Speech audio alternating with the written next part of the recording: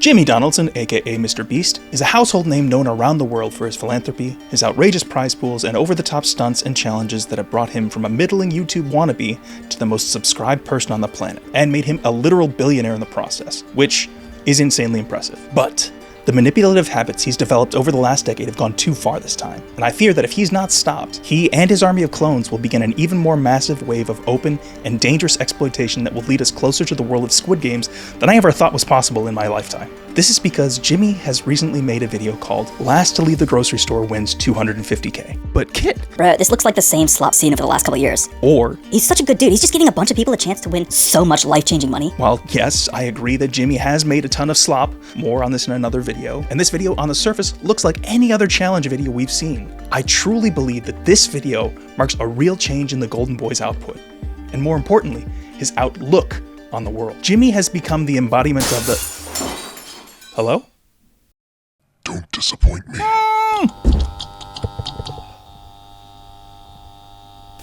Jimmy has become the embodiment of the frontman and the masked golden men from Squid Games. He may once have been that kind everyman who grew up in dire economic circumstances as he claims, but that empathetic and caring person he was disappeared a long time ago. Now he's an out-of-touch billionaire who benefits from and films the pain and anguish of the poor while pretending to offer them an out, so long as they dance to his tune. No one ever believes anything I say, because they're like, you're a billionaire. I'm like, that's net worth. I have negative money right now. I'm borrowing money. That's how little money I have. So in this video, I want to look at what sets this video apart from Jimmy's usual slop. I want to highlight how predatory this video and Jimmy's new outlook are, and I want to examine the coercive reality that forces people to willingly participate in Squid Game IRL. I mean, Jimmy's videos. But before that, I have to confess that until I watched Mr. Beast's grocery store video, I had literally never seen Squid Game. That's mostly because everyone and their mothers had obsessively spoiled most of that show in 2021. So I felt like I'd already seen most of it. That, and every media illiterate YouTuber and clout chaser had spent months reenacting and glorifying the horrific games within the show in order to capitalize on its cultural zeitgeist moment. Joke's on me though, because that garbage made them millions while I was suffering under the yoke of capitalism. But their success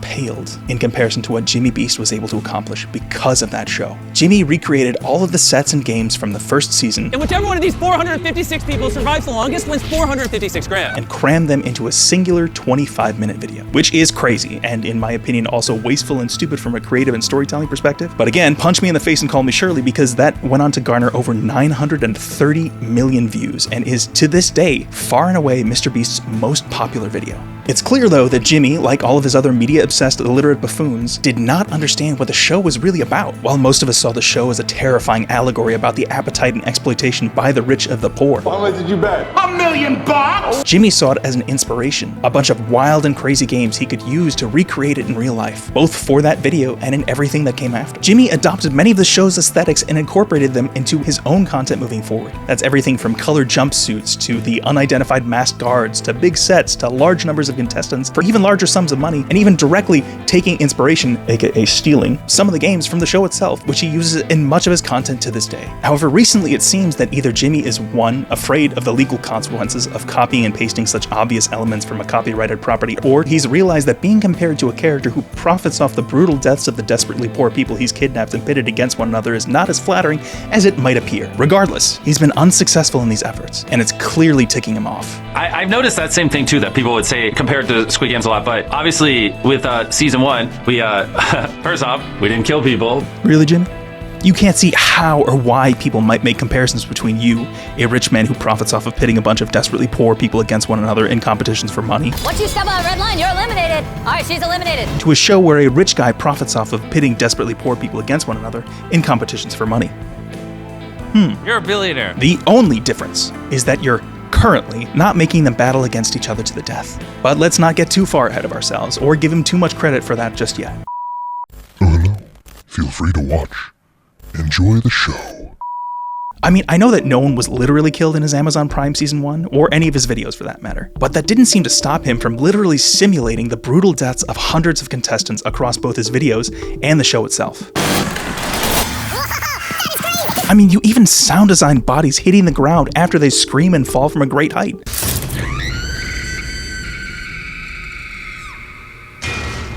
We didn't kill people. But let's move on to the topic at hand, the travesty that is this grocery store video. Up front, I want to give Jimmy his due here. Jimmy is a master of the YouTube algorithm. He has figured out how to maximize his metrics to get the clicks, views, and likes, which are still widely used today by many other successful creators. In this video, for example, he has a great title. Last to leave the grocery store wins 250K? An engaging thumbnail that makes you want to click on the video. People are locked inside a grocery store for 67 days. Not to mention, he's also Mr. freaking Beast. He has 500 million subscribers. This is just gonna be so epic. Beyond that though, he's able to communicate in the first 30 seconds of the video exactly what you're going to see. I just bought this grocery store and I have a big surprise for everyone.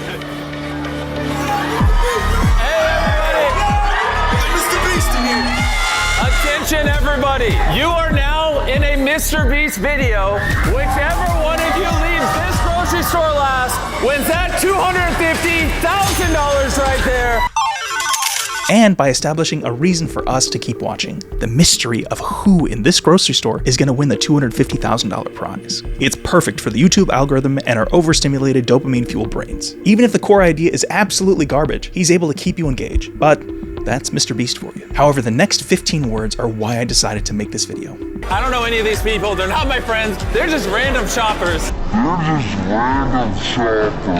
They're just random shoppers. Now, some people probably think, Man, I wish that was me. I could really use 250K. sure, the idea of being in a Mr. Beast video and winning that life-changing amount of money sounds cool and all, but that's not really what's happening here. Because as Jimmy said, I don't know any of these people. They're just random shoppers. what this means is that for the first time in Mr. Beast history, he's allegedly taking his sick little games and unleashing them onto the public. But even worse than that, he's deliberately targeted a group of desperately poor people to do it. And if you're wondering how we pulled this off, right after I bought this grocery store, I enacted a 50% off everything sale. Which obviously got a lot of people to show up. That is why I hate this video and why I think it's a dangerous portent of things to come. Jimmy, by making this video, you are no longer circling the characters in Squid Game. You have become them. You are the rich man who has coerced desperately poor people to compete for the life-changing money, all while you watch from afar. Now, maybe you find that to be a bit of a stretch somehow. Maybe you're thinking, Dude, it's nothing like Squid Games. Nobody freaking dies. so let me tell you why the way they handle this could very easily lead to real-world violence. In the way that this video has been presented, Jimmy tells us, I don't know any of these people, they're not my friends, they're just random shoppers. meaning that they are real people, or more specifically, they're not willing participants in the same way every other Mr. Beast contestant has been before this. In every other Mr. Beast challenge video, Jimmy and his team have selected the people who have appeared on screen. I'm not saying they've all been actors or secret employees or that it's all staged or anything like that. What I'm saying is that up until this point, the participants of these videos have at least willingly agreed to be in the videos and had interactions with Mr. Beast producers and team prior to arriving on set and having a life-changing decision thrust upon them in the heat of the moment. In other words, they had time to actually think about the potential consequences. They could plan their life around potential filming, whereas these participants did not have that same courtesy. Additionally, the contestants in this video were lured into the store under somewhat false pretenses. I enacted a 50% off everything sale. And then they had a massive, life-changing decision pressed on them. That is why this video's departure from the previous paradigm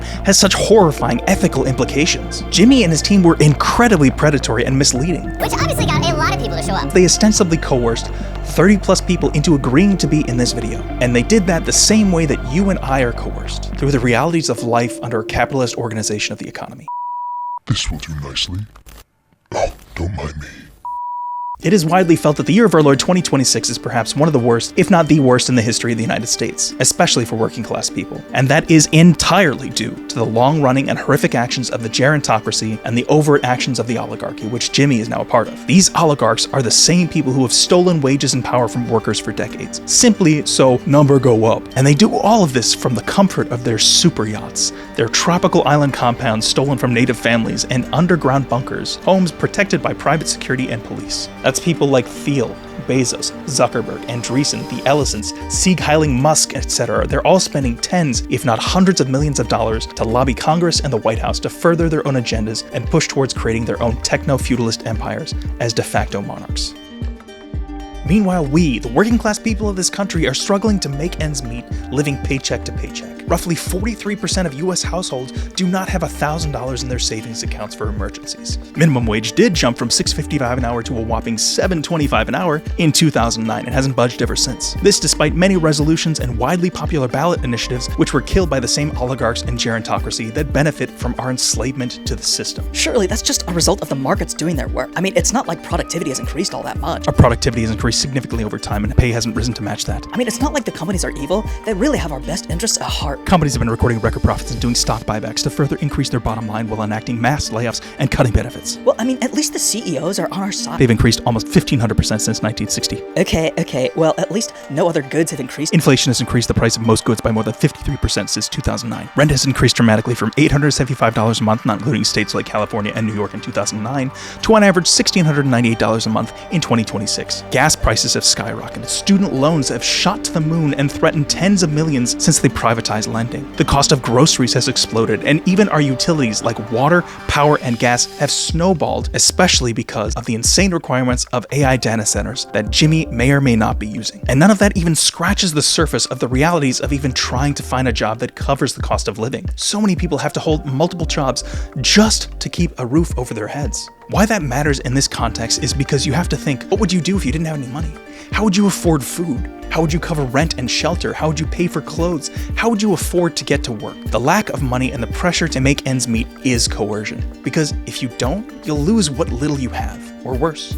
In this way, survival under capitalism is an ever-present threat which guides and informs almost every decision we make. So imagine then that you're an average North Carolinian. Maybe you have a young family, or you're fresh out of college, or you're in the twilight of your life and can't work anymore. It's either right before or right after the holidays when people are financially struggling the most, especially given all of the additional financial pressures that happen around that time. You're possibly working multiple jobs just to scrape by and keep your home, and stressed as hell just living day to day. Then, one day you hear about a special sale happening at a grocery store nearby. I enacted a 50% off everything sale. 50% off? That sounds great. Extra groceries and necessities half off would be incredibly helpful during these incredibly lean times. You get to the store and start loading up on some of these necessities when all of a sudden, I just bought this grocery store and I have a big surprise for everyone. a literal billionaire with an entire production team, lights, and cameras announces over the loudspeaker that because you were in the right place at the right time for once, you have a once-in-a-lifetime opportunity to compete for $250,000. You're in Squid Game.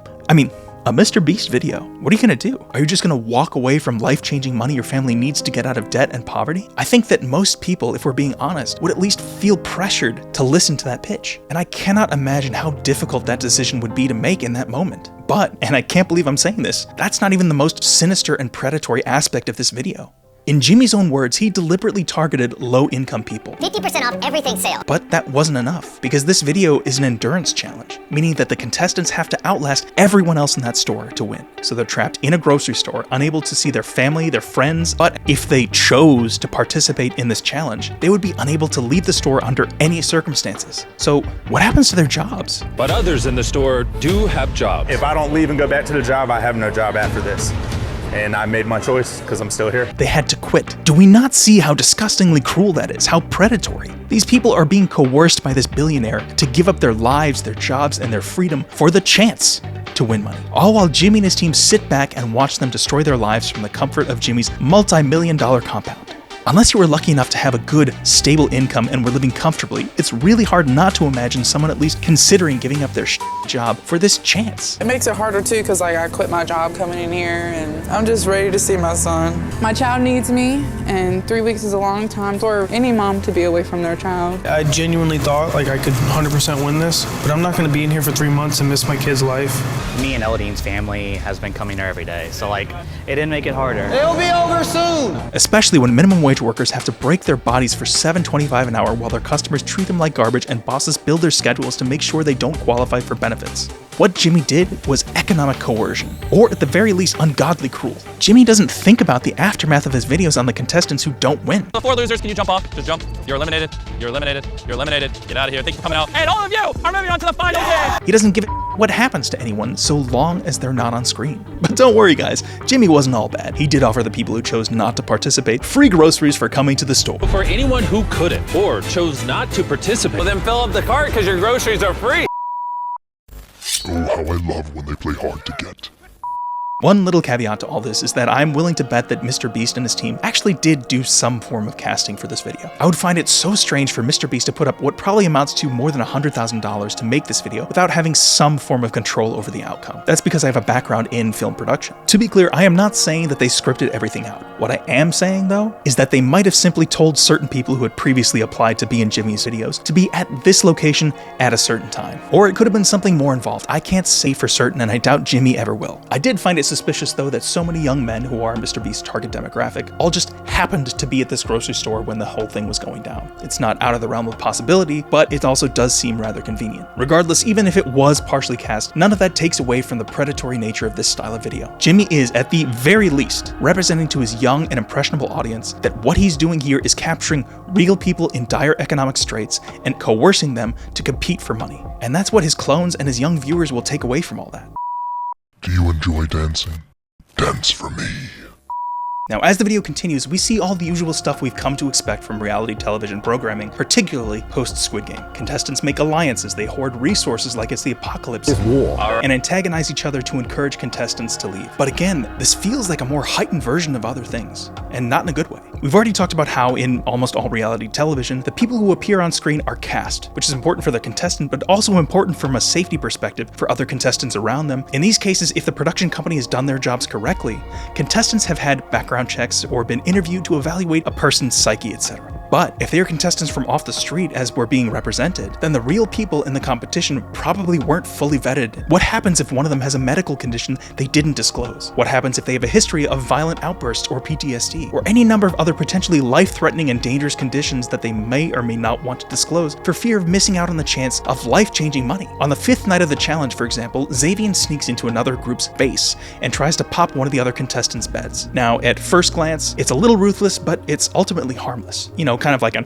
"aw shucks" type of thing, but it didn't stop there. A member of another tribe witnessed Xavier's activity and immediately told on them, which prompted Xavier to overreact and attack the people who told on him, trashing their supplies aggressively. But this still wasn't the end of it. A group of white contestants gang up on Xavier and literally tear apart his base, which Xavier then responds by attacking their base. But we have no idea what happened after that because Mr. Beast's team cuts away from the final resolution of the event, which felt a little strange. A number of contestants in their testimonials comment on it the next day, and several of them end up leaving the competition over the events of the night before. It's starting to just get wild in here. It's my time to leave. It was so bad that even Mr. Beast's team came back to figure out what all happened. Organized chaos. That was not organized chaos at all. Things were very tense. I was a bit scared. The incident honestly reminded me of the riot within Squid Game, when the contestants realized that there were no real consequences for eliminating other players. And while it may not have been nearly as violent or bloody in the Mr. Beast video, so far as we know, it was eerily familiar. Likewise, the effects of the riot, as Jimmy's team calls it, also had a similar effect on the competition. Everyone realized, oh crap, this is real, and this could get really, really bad. Honestly, I was both surprised and unsurprised by what they captured. Because at the end of the day, this was not real life. This is a heightened version of reality for these people in the store. They're being held hostage inside and presented with the chance at winning life-changing amounts of money. But how do they get that money? They have to find ways to eliminate other players. At the very least, they have to heighten their interactions or leave as they fall victim to the actions of other contestants. He didn't know it, but Autumn was there watching him the entire time. She got caught lying. Everybody in here, including Zay now, is against you. I don't realize no one is talking to her. Every time she walks up on me, I'm walking away. I'm just ready to see my son. People became the worst versions of themselves in order to try and win this prize, and many contestants realized that and regretted their actions throughout. The most surprising of which was our de facto villain, Xavier. Now, we learned throughout the course of the video that he was a veteran, and while I can't diagnose anything, his actions felt in keeping with potential symptoms of PTSD, which made Xavier's decision all the more tragic when he confessed to us. I feel like I've showed every aspect of myself, like the good, the bad, the ugly, and I don't want to stay here to see more of the ugly. I hate being that way. I hate that. It felt to me like Xavier realized that who he was in the course of this competition was not representative of who he was as a person, and that broke him. Let's get this over with. How much for your silence? I watched the rest of the video, but it was much the same as any other. People slowly trickle out of the store when they realize they're not crazy enough to win the competition, or they miss their families, they're pregnant, or they're ostracized from other contestants, etc. Or they make a really stupid decision. Remember rubbing your hand on the red line over there? I told you if you touched, you'd be out. Why did you do that? But even this isn't enough. Jimmy has to actually step in and literally bribe contestants to leave. $5,000 in cash. Oh them both out. Yeah, just pick up all 3 crates. Who can complain with $35,000? And the video ultimately ends in an incredibly undramatic fashion when the last 4 contestants agreed to compete in another challenge. Restock the store. $1 million if they eat everything in this store. See you in a year. But at least this time, they're aware of what they're signing up for. It's no secret that Jimmy loves his high view counts. It's the reason he's a billionaire. But it's also no secret that his views have been dramatically falling over the last couple of years as well, even if those views are still mind-boggling for a normal person. Now, perhaps the views dropping is because his audience is aging out of his content. Or perhaps it's the proliferation of copycats and AI slop that has given people different places to watch the same type of content. Who's to say? Regardless, the result is Jimmy changing his content to try and recapture that audience, or find a new one. This incredibly exploitative, predatory, and disgusting video is the result of that. And unfortunately, it did perform marginally better than many of his other recent videos, which makes it more likely that he and his clones will copy it. Jimmy has always had incredible sway and influence with his content. You can see Jimmy's influence all over it. They call it Mr. BEASTIFICATION, and it's incredibly powerful. As many other critics have pointed out, would you say YouTube's changed for the worse? Yes. Do you think Mr. Beast ruined YouTube? Yes. Why? Because it became more about views, money, and popularity than it did about having fun. Once Mr. Beast really took off, everyone wanted a piece of that success. They copied his video ideas, his thumbnails, his editing style, his sound effects. I just created so crazy. Well, also his text overlays, and even his ideation process, as stupid as it is, because they wanted to follow his numbers-focused approach to content creation. But in more recent years, I think it has become more of a strategy space. You have to really dig into the strategic sides of YouTube. It's not enough to just be like funny and interesting on camera. Nowadays, you look at the top creators and they're entrepreneurs, they're data analysts, they're managers of teams. Oh my God, I want to talk so much about this process and how unoriginal and boring that approach makes content, but I'll save that for another video. What really sucks though is that Mr. Beastification works. People really saw massive growth by following these guidelines. We sketch out the thumbnails beforehand to kind of see if we like it, because a lot of people do the inverse. They film the video and then they realize, oh, I don't like the thumbnail, but you're in too deep. You already filmed the videos. But I'd rather have that existential crisis before I film the video. That way I can make changes. And now, no matter where you look, you can see his influence, all producing the same clicks over substance style slop. By Mr. Beastification, I'm seeing that as I can't be inspired anywhere else. It's always being reaffirmed by the entire platform. Like the entire platform is reaffirming like, yes, this is the path we are all on, and therefore we will keep doing it. My fear is that these clones will see the success of this video and try to copy it, which inevitably leads to more real-world exploitation. It signals to legions of soulless, uncreative copycats that they too can attack the working poor and be rewarded for it. I really, really hope I'm wrong, but history seems to show that whatever Jimmy does, others will copy. We can see this in other areas of content as well. Someone will be successful in doing something stupid or terrible, and others will copy it and increase the intensity. This has actually resulted in shootings, assaults, and even deaths. Most recently, this happened with a huge piece of named Chud the Builder after he instigated a confrontation with a group of young men and opened fire on them as he was leaving the courthouse for other crimes he'd committed. Now, hopefully that guy will rot in jail, but you know, this is America. But this is what I'm worried about. I don't want more people using real people for content without their permission, because outside of the horrific nature of exploitation, these copycats are also absolutely not going to be nearly as careful as Jimmy. People trying to copy his content could just result in more and more violence. And the worst part about all of this is that I don't think Jimmy cares. Jimmy's only concern is expanding his empire while making bigger and bigger videos. I'm just focused on making the best videos possible. Our goal is to make the greatest competition show possible. He's untouchable, and he's surrounded himself with yes men and sycophants who will continue to enable his unoriginal crap for fear of losing their cushy, overpaid jobs. The kind, caring, down-to-earth guy he once claimed to be disappeared a long time ago. Now he's just recycling old ideas with new hats. There's even evidence to suggest that he's not even coming up with the videos for his content anymore. He's increasingly relying on AI to do the best part of the creation process. I guess my real hope with this video was to call out what I see as legitimately harmful practice, and hope that this grocery store video was a disgusting fluke and not a portent of worse things to come.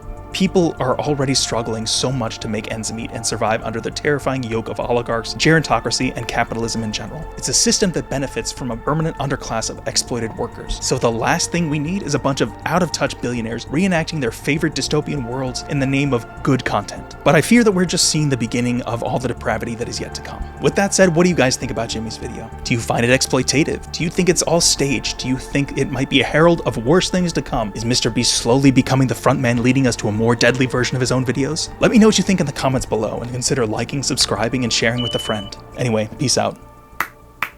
Well done, but you still lost.